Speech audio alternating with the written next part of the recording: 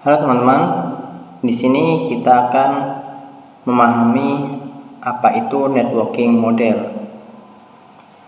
Networking model itu adalah sebuah aturan agar komputer bisa saling berkomunikasi. Networking model yang populer itu ada dua, OSI layer dan TCP/IP. Sebelum networking model ada, itu setiap vendor memiliki networking model sendiri. Contohnya, pada tahun 1974, IBM membuat sistem network arsitektur yang biasa disebut SNA. Dan vendor lain juga membuat networking model miliknya sendiri. Jadi, kita misalkan IBM membuat networking model miliknya sendiri, SNA. Kemudian vendor A membuat networking modelnya sendiri, yaitu A misal.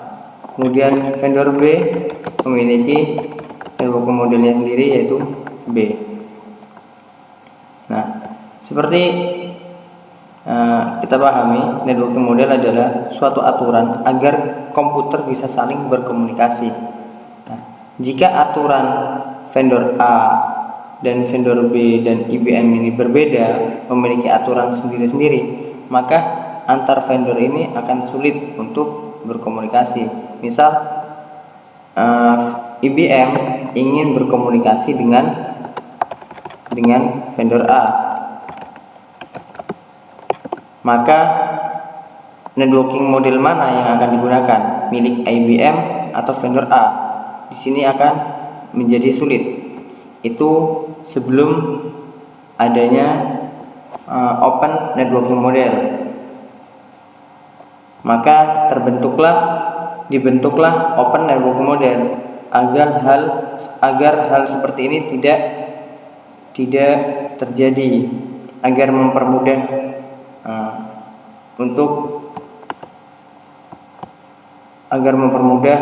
setiap vendor untuk saling berkomunikasi. Dibuatlah open networking model.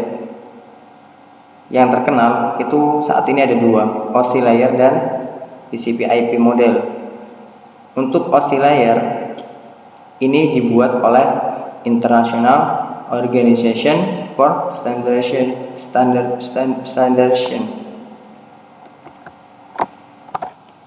Maaf, di sini kita kurang standardization. Dibuat oleh International Organization for Standardization atau ICO. Kemudian TCP/IP model dibuat oleh Department of Defense, DoD. Nah, untuk saat ini open networking model yang digunakan untuk saat ini adalah TCP/IP model.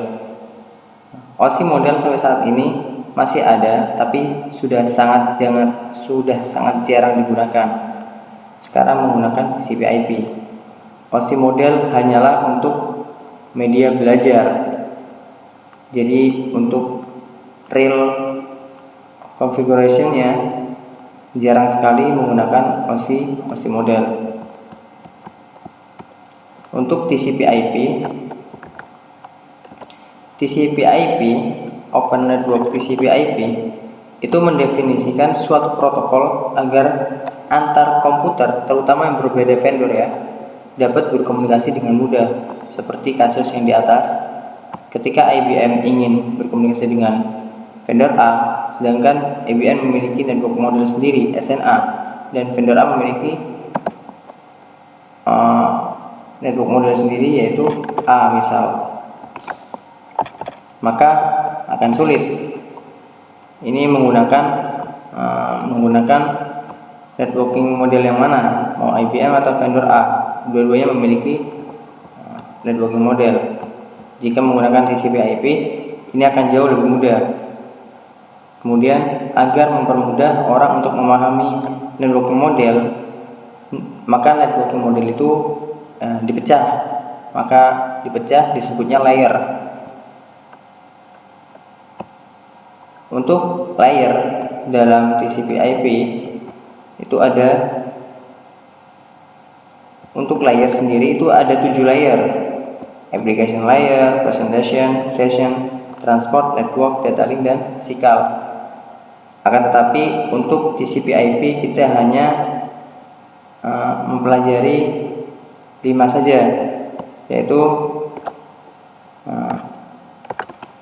application, kemudian transport,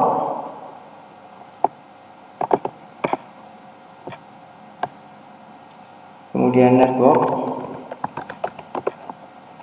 data link, dan physical. Untuk application ini tidak masuk ke dalam dunia jaringan. Kemudian kita hanya terfokus pada 4 layer ini: physical, data link, network, dan transport. Pada physical nanti kita akan membahas lebih lanjut. Sampai di sini saya rasa cukup. Kita akan lanjutkan pada video berikutnya.